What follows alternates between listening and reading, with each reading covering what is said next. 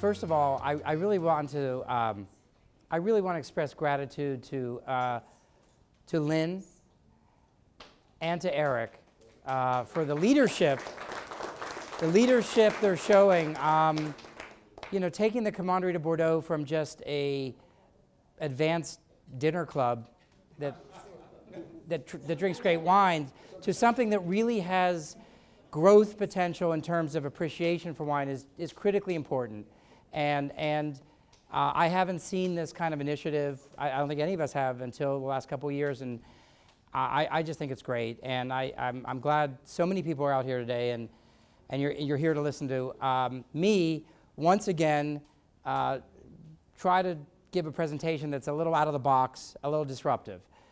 So when I was a kid and I misbehaved, and I got to tell you, this guy to me, my friend Loic, he sometimes to me seems like a kid, and the people in Bordeaux definitely thinks he misbehaves.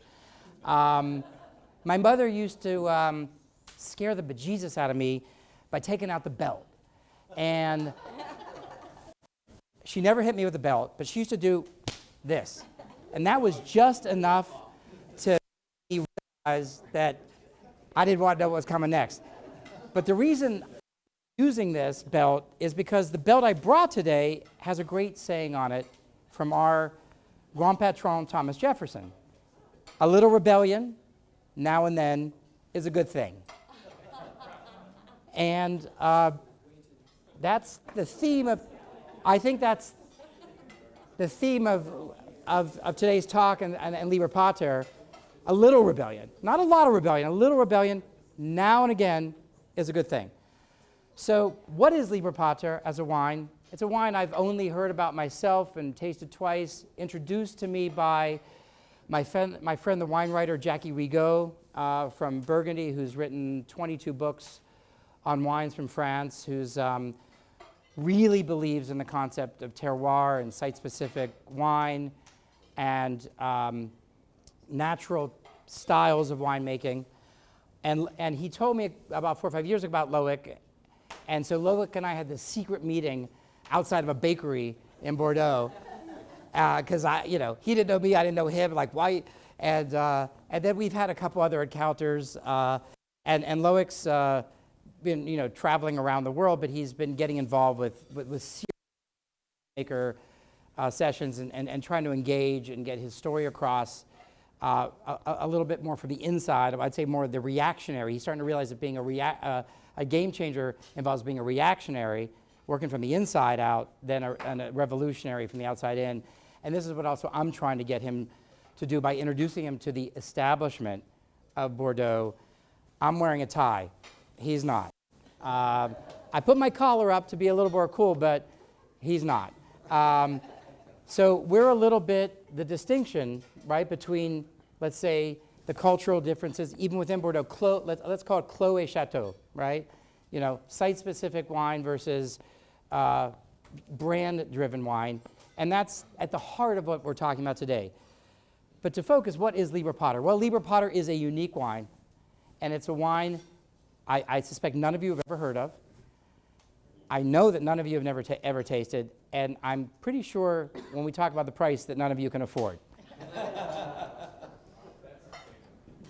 So who was Liber Pater? What was Liber Pater? Liber Pater is, in Latin, the free father. And really, Liber Pater was kind of the counterpart to Bacchus. We've all heard about Bacchus, but very little of us knew about Liber Pater. And just a week from today, we could be celebrating the festival of Liberalia.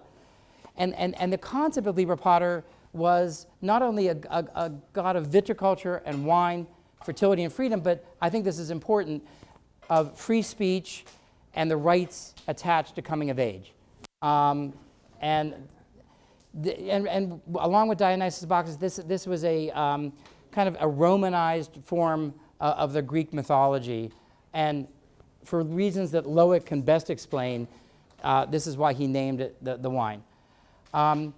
Okay, so let's start from the philosophic, and we're gonna narrow it down to the specific. Philosophically, what are the concepts, what are the drivers that made Loic Pasquet create this wine?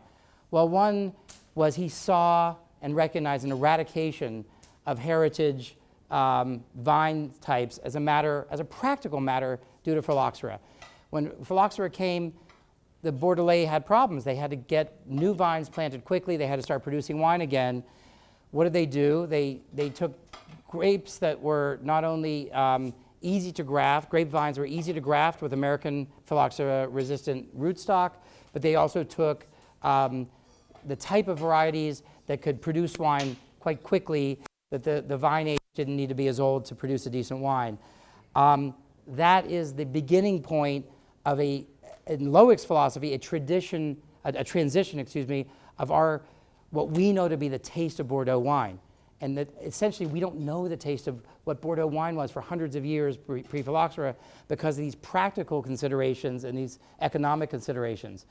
The second point is this lack of site specificity, in Bordeaux, and that is really Loic's concept that a grape variety belongs to a particular place, and how do you preserve that concept when you're growing vines in a lot of non-contiguous spaces with a lot of different soils, a lot of different geology, and then you're blending them all together. The third point is now a little bit more the result of this practicality and this influence of taste and this lack of specificity, which is the globalization of varieties, the need to have uniformity, and the need to try to take traditional grape varieties and grow them in places that, according to Loic at least, that they don't belong. Like, why do you plant Cabernet in Tuscany when its real home is Bordeaux? Finally, it's the progressive industrialization of food products and wine, and again, this influence on our taste. There's probably, according to Loic, and I have to agree with this to a large extent, the need for bulk production and uniformity, consistency may be overwhelming to the variability and uniqueness of taste that a lot of people would argue is more interesting in wine. And it's Say's law. It's supply creates its own demand. If we supply something that is uniform and reliable, people will come to it. If we produce something that's highly variable, it'll create confusion and demand will not arrive. So what did Loic do to deal with these kind of philosophical drivers? Well, you're going to get a book. We don't have quite enough books. We have about 25 books. We'd like to ask at the end of the session that at least one educator from each chapter take a book, and if there's a few lacking, he just couldn't bring all of them. But there's a fantastic book that Loic's put together about his life and his efforts. And there's a bottle of wine instead of the book. Yeah. Try, everything's negotiable here. Second emotion.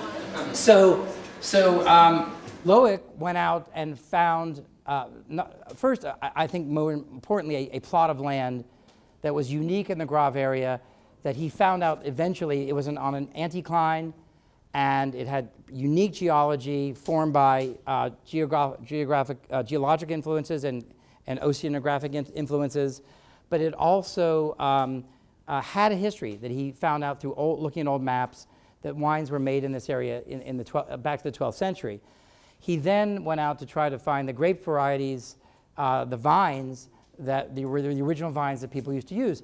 You may be surprised, but Château d'Isson, in the 1855 classification, was 100% Tarn-et-Coulon. There is no Tarn-et-Coulon in Château d'Isson today. So this really is a valid expression of what the type of wines that were made back then. Whether or not you agree that there was a different taste of wine, there certainly was a different set of grape varieties in wine. How did he go find them? It's in the book, but you'll see as you review it, there are heritage greenhouses in France. They're not allowed to really, you're not allowed to take vines from those greenhouses and plant them and call it an Appellation wine, but you're not prohibited from taking the grapes and at least making a vin de table, maybe, hopefully a vin de France. And that's what Loic was permissibly allowed to do with these grape varieties.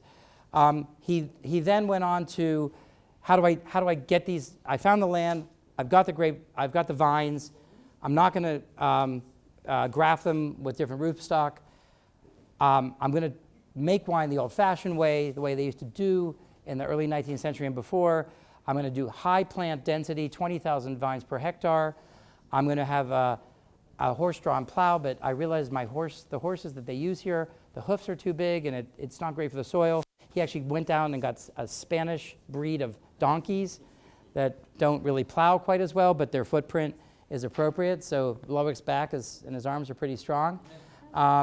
He tills the ground only once, and he used a Guyot method of pruning this, and you'll see it in the book, very traditional way of wrapping the vines around. And his fermentation methods are also traditional. He cools the grapes down by harvesting in the wee hours when it's cold out, rather than forced cold maceration. He uses amphora. He's given up using barrels at all, interestingly enough. He's found that these grape varieties don't do so great with oak aging. No sulfur, so very natural winemaking. No filtering, fining. I'm going to let him talk about blending because Loic's got real issues about blending, but he does it himself, so I want him to explain those in his own words. And he does have a loyal customer base by subscription only, although he is selling a little bit outside that base. Now, for the more controversial parts of Mr. Pasquet. This wine is the most expensive new issue wine in the world. You know, we can find bottles of super rare old wines at prices higher than this, but his going price, and I'm going to quiz him on this right now on the 2015 that you have in front of you on the right, is $33,000 a bottle. He's made 6 vintages and a couple of vintages he lost entirely, and he only makes 1,000 bottles a year? Yeah, no, for 15 it was 500. 500 bottles. All right, so it's really a very rare wine. So is this guy a genius, a disruptor, or is he a huckster? All right? Is he a version of the next Rudy Kurniawan? And I want to leave the jury to make up its own mind here. I'm an advocate, but I think the jury has to make up its own mind. He did win an award. He won the Discovery of the Year in the Revue de Vin de France. So by my means, he's got greater legitimacy than just us. But he's also had a heap load of problems in doing this project. He was accused legally of falsifying receipts. He had a grant from the European Commission to develop this concept, these heritage vines. I mean, it makes sense. But he was accused of falsifying his receipts, of going on business trips and things like that. He was also accused of the INAO of violating various appellation and wine growing rules due to plant density, due to growing his grass too high. He got a 12-month suspended sentence and a 30,000 euro fine, fully acquitted. Fully acquitted. If you talk to Loic about it, it's just because on the first conviction, he had the wrong lawyers. It's an insider's game. If you're not a franc-maçon lawyer who knows the judges, you're out of luck. So who did he hire for his appeal? Franc-maçon lawyers. Lo and behold, he's acquitted. So again, I'll leave the jury to decide what legal process means in France. The French wealth tax authorities are after him because they're saying, hey, you're selling wine at $33,000 a bottle. Your property must be worth X, and we're slapping the 4% tax on you. So, you know, if they can't get him going, they've got him coming. I mean, it's a tough life out there. He's bringing his own actions for defamation against the INO. I wouldn't try to be that disruptive, but I think what he's doing is trying in his own way to be a voice to deal with the vested interests in Bordeaux. And those vested interests are tough. Due to what he does, he had 500 vines cut down mysteriously, not officially, not legally. We're talking like middle of the night type stuff. And Roundup, a terrible, terrible type of fertilizer put in as well. You know, he had this white foam coming out of his well. So it ain't quite cricket, as we say down there in Bordeaux. What Loic also believes in is that phylloxera never hit the left bank. You know, if you look at the old maps of phylloxera and look at it, look at the dot formation on the right side, look at the particular area, you know, phylloxera never hit, and he wants to talk a little bit about that effect. So leaving to that. My issues with Loic's approach, okay, are that how do we really know that this concept of not, grafting rootstock of a different type of vine, let's say Italian types of vine on a French variety, how do we know it really changes the character and the chemistry of the wine? A lot of people will say the rootstock is just plumbing. It's just a way to get the water up to the vine. And maybe the diameter of the pipe's a little bit different, but it's not going to have a material effect on the wine. And I'm not convinced because I haven't heard of any absolute controlled studies that this is true. But again, I'm going to let Loic answer that question. And how do we also know, essentially, that Cabernet Sauvignon absolutely belongs in Bordeaux, that's really where it's from, that's really where it's appropriately grown, and it shouldn't be grown in Italy, it shouldn't be grown in California, it shouldn't be grown anywhere else because it's not from where it's from. I'm going to ask Loic those questions and others as we proceed. So let me take it from there. And first of all, let's welcome Loic for making the big trip.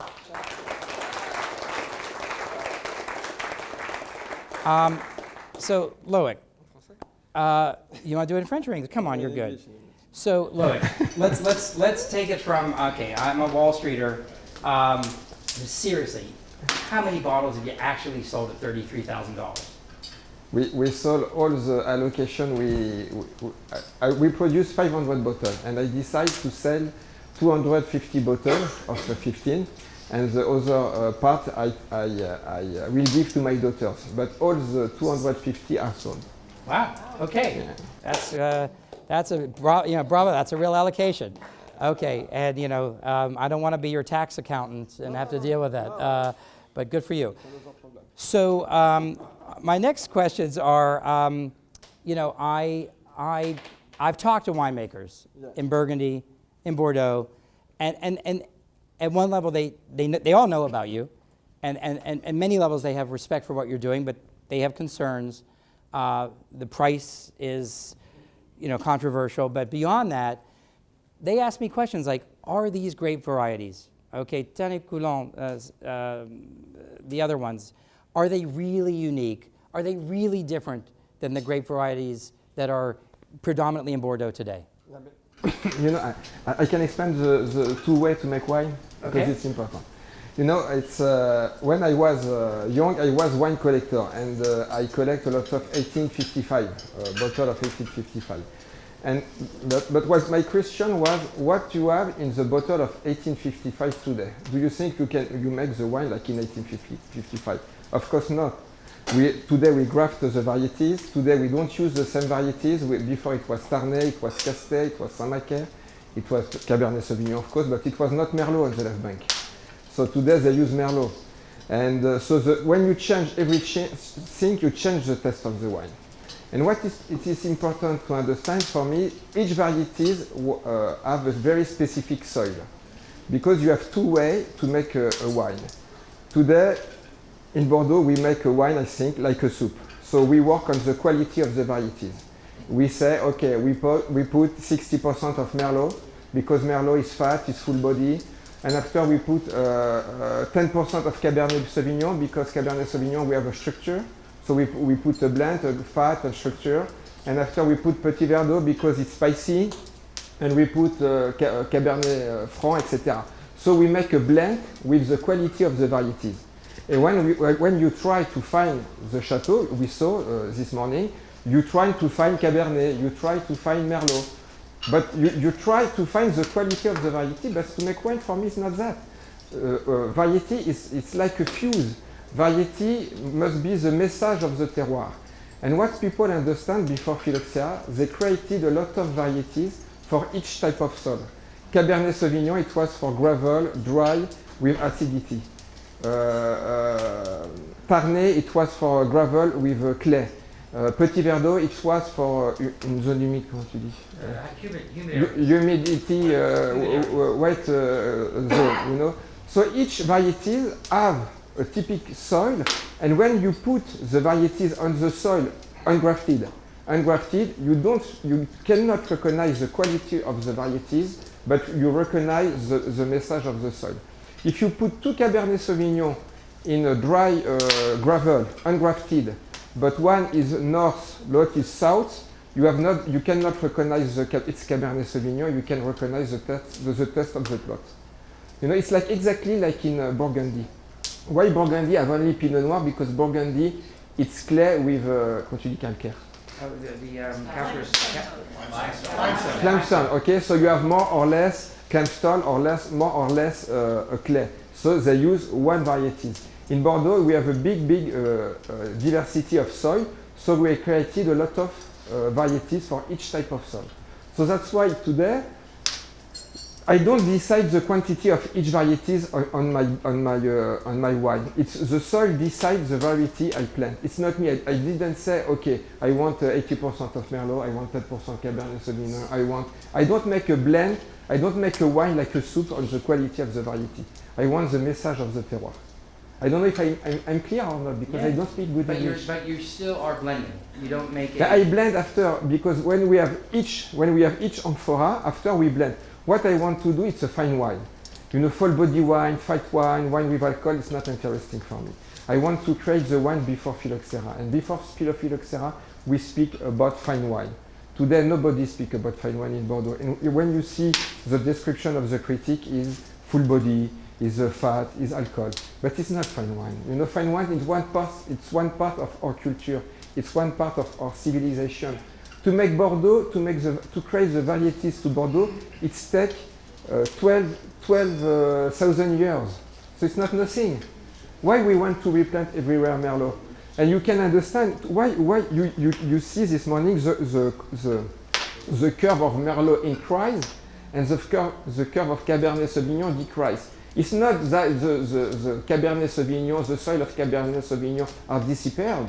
Ont disparu. Right. It's the people need to blend to make a style of wine to have a good score. So why we have more and more Merlot? Because Merlot, it's the unique varieties where you can reach sur maturity. And when you can reach sur maturity, you can make full body wine, fight wine with alcohol. And the critic like it. So we make a wine to have a good score. We don't make a wine to have the quality of the soil, to have the message of the soil. And it's a tragedy because in Bordeaux, we have a beautiful winemaker, we have a great winemaker. I don't like the term winemaker, I prefer vigneron, but I don't know in English. And we have a beautiful soil, but nobody speaks about the soil, nobody speaks about the terroir, nobody speaks about the couple, terroir, and varieties. And it's very important because if we don't understand what is the couple, varieties and soil, we don't understand the why. And the varieties is only a fuse to have the message of the terroir, but we never recognize the taste of the variety. And when we describe the wine with the taste of the variety, we can make a wine everywhere with the taste of the varieties. We can make a wine, typical wine with Merlot, Cabernet, everywhere in the world. If we work on the message of the soil, we can only create it on Bordeaux. So is there a scientific way of determining the message of the soil, or is it just by human experience? But human experience, because before Cabernet Sauvignon in Bordeaux, it's only 300 years old. It's not a lot. But people created specific varieties for dry and acidity with gravel soil. Before phylloxera, in the left bank, it was 80% of Tarnay. Nobody knows Tarnay. Château d'Isson, it was 100% of Tarnay. Tarnay. Tarnay-Coulant. Tarnay, but nobody knows Tarnay. But it was the most important varieties in Bordeaux. It was very fine, but it's not. It's impossible to use today because it's not the quality we want. Today we want full body, but Tarnay is fine. But don't we have scientific techniques to do soil studies? No. We just read the old book, and we know the Cabernet Sauvignon is for dry soil, so we plant the Cabernet Sauvignon dry soil. Tarnay it was for dry too, but maybe with a little more clay, so we put Tarnay on the clay with gravel. So we replant exactly. It's empiric. I don't know. Empirical. You know, it's like in the past. So and Can you put those wines back up, those grapes back up? Sure. Go back. Sure. Thanks. And let me ask you about, there they are at the top of the page. yeah.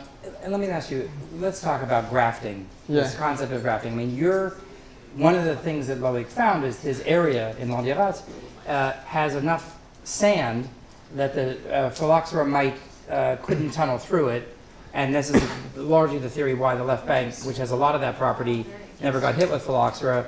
Most wine property didn't have that type of, but why are you willing still to take the risk of phylloxera? And why do you think that grafting really is bad and changes the taste of the grape and the characteristics? Okay, after we graft the vineyard after phylloxera, for example, many owners of chateau write about the wine, the difference between before phylloxera, after phylloxera. All the owner chateau say we lost the taste of the wine since we graft the Vitis vinifera, the French wine. So we know when we graft, we change the taste and we lose the fine wine. The wine is more full body, is more opulent. And why I'm sure we have never phylloxera, because you show the picture. And on the left bank, we never been. No. Yeah. We never have phylloxera on the left bank. Never had it. Yes, and before the Second World War, all the left bank, 50,000 hectares was ungrafted and 65 was grafted. Okay, why we graft the left bank? Because when you graft, you increase the quantity of production by 5. And after the Second War, we need to produce a lot of wine, so we decide to graft the vineyard. But when we graft, Mr. Vassivière wrote in his book, when you graft, we lose the taste of the wine and we lose the quality. Because between the quantity you produce and the quality is like that. Okay, more you produce, less you have quality. And it's reverse. So before phylloxera, the left bank was ungrafted, the right bank is grafted because they have no choice. They are clay, and with clay, it's impossible to be ungrafted. Why the left bank is ungrafted? Because in the top of the terroir, we have 20 centimeters of sand, and this sand is natural protection against phylloxera. We can have clay above the sand, but the phylloxera cannot reach the roots. If it cannot reach the roots, it cannot destroy the vineyard. Okay. And yeah, what blend? After, if you have, assemblage do you? the first one is Cabernet Sauvignon. On the left. 07 is Cabernet Sauvignon, 90%, and autochthon varieties.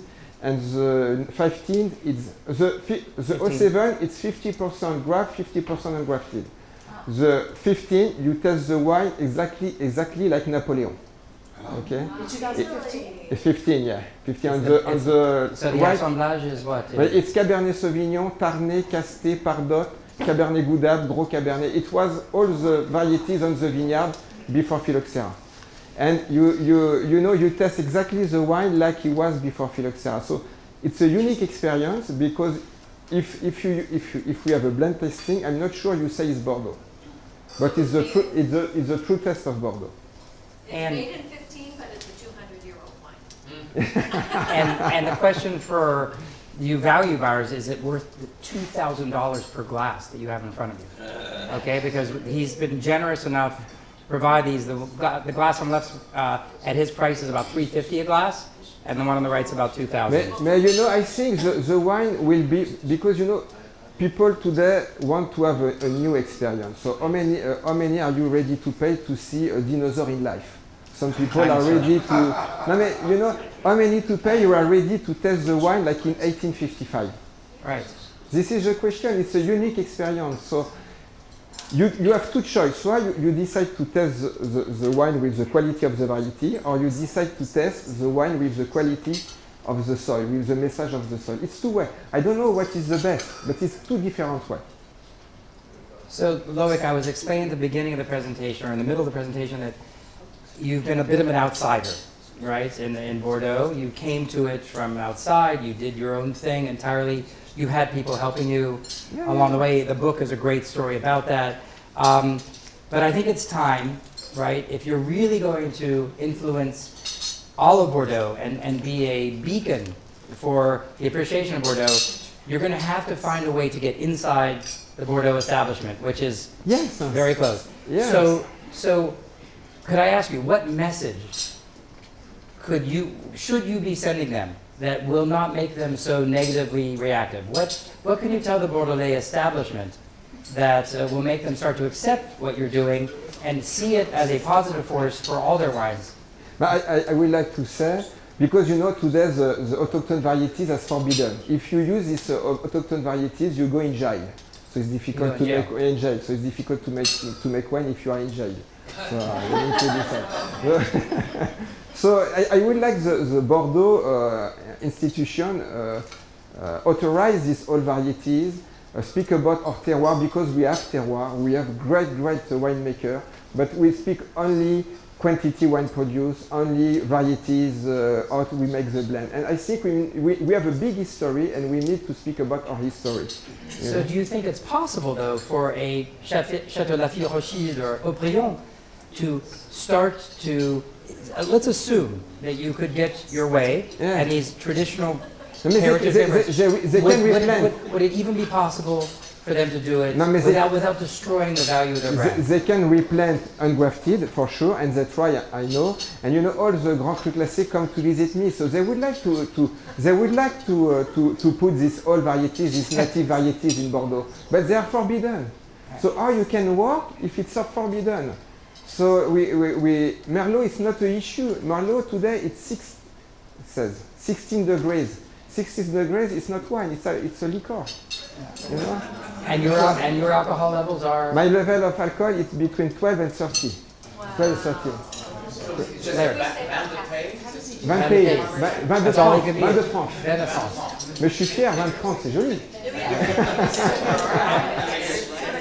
More of a constant question, but being that you showed us this wonderful Delt, our third president, you're quoting Napoleon, I would say this is the wine that Jefferson. Yes. He collected Bordeaux. Yeah. Absolutely. This is how it would taste. Around Yes, of course. Sure. Yes, of course. Around 1805. But you know, Absolutely. it's the test of my place on my plot. I would love to test the true test of Aubryon, the true test of Margaux. You know, not only a blend of varieties. For me, I would like to help to Bordeaux change the mentality and understand the terroir, understand each varieties have a special soil. You know, so I do this label for them. I can explain. You know, comment tu dis radeau de la méduse? La radeau de la méduse. No. Radeau de la méduse. The Medusa. Medusa, you know the raft of Medusa? Yeah. So this picture it's for Bordeaux because I want to understand. You know, I use the raft is the number 1855. On the raft, on the number you can find it's INAO, CIVB, all the French institutions. They collapse. Okay, we try to survive, and Jupiter push his son Liber Pater in the sky to sell the test of the Bordeaux wine in 15, like in 1855. So I hope they can understand. So you know, so Lynn, we're eclipsing you a little bit because I know for Wednesday night you want us to drink kind of with the kings and queens, but today we're drinking with the gods. There you go. We've gone one higher. Well, I have a question on that cue. So how do you create, with the warmer temperatures, Alors how do you create a wine that's still so ripe phenolically, No, but at 12 to 13%? now you know we have the solution if for the global warming. If it's 3 or 4 degrees, we have the solution. We have the solution with the native varieties like Ternay, because Ternay is very old varieties, and we think with the genetic, she's born before the medieval optimum. Medieval optimum, it was 2 centuries, where the temperature increased 3 degrees in Europe. It was in 950 after Christ. The temperature increased, and we think the winemaker make a specific varieties for this changing this global warming.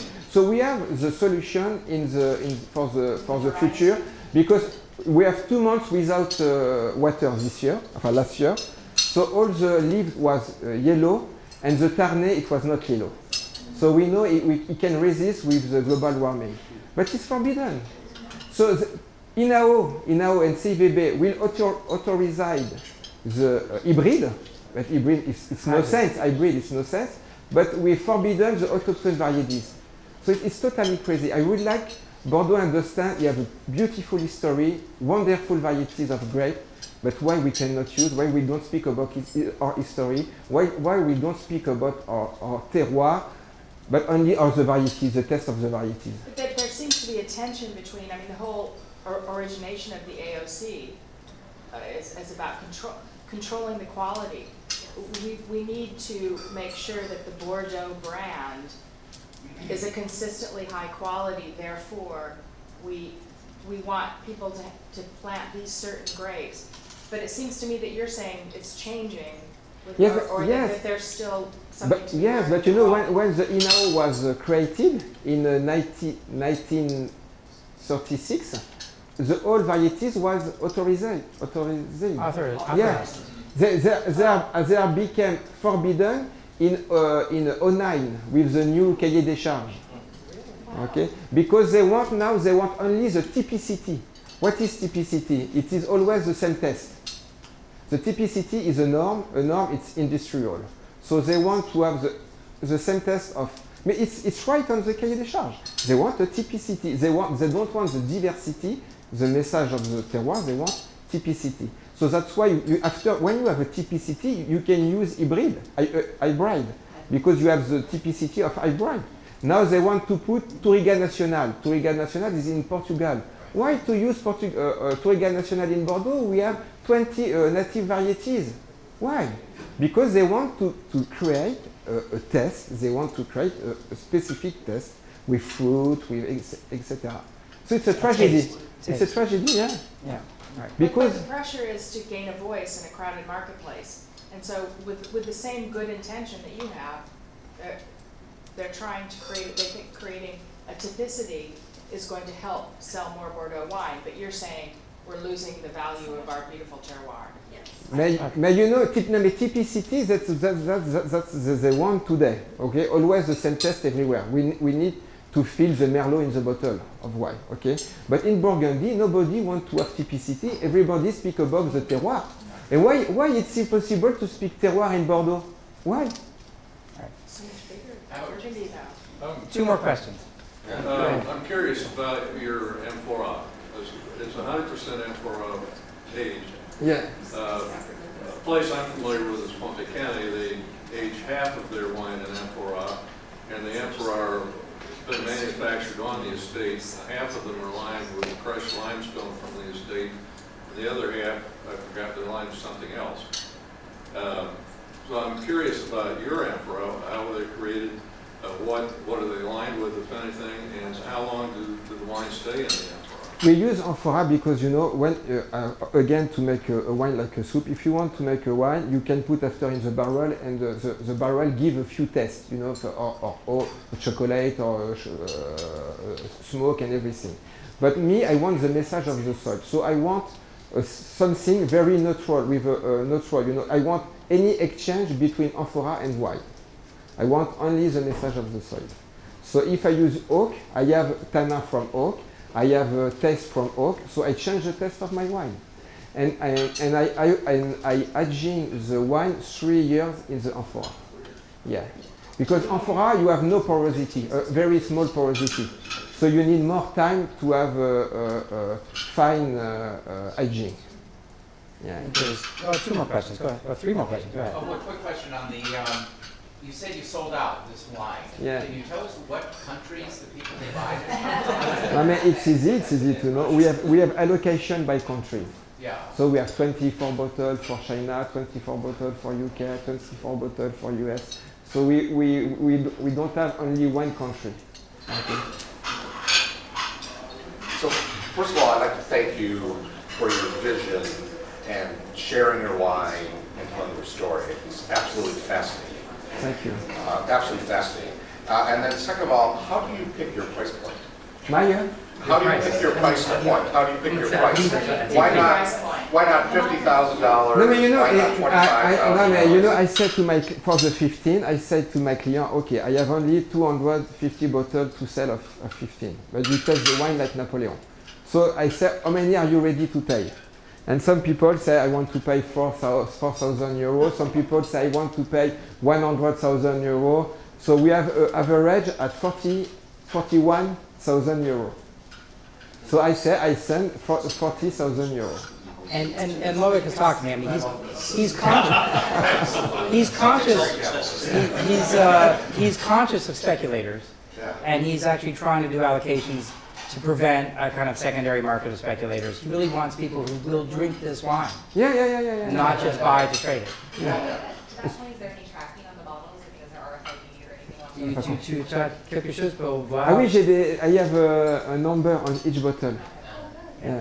So I know exactly where they are sold. After, if people offer or resell, I don't know. All right, the LA boys have some questions. I noticed your cork was different from anything I've seen before. Yeah, the cork, but you know, I don't know where is the cork, but Oh, they live upstairs. yeah, the cork is very specific because you know, with this cork, traditional cork, we have big problem. It's if you open 5 bottles, you have 5 different tests because the quantity of oxygen is different on each bottle because the cork is a natural, and when you press the cork, it's more or less longer, and you have more or less oxygen, so the taste of the bottle are totally different after 2 years.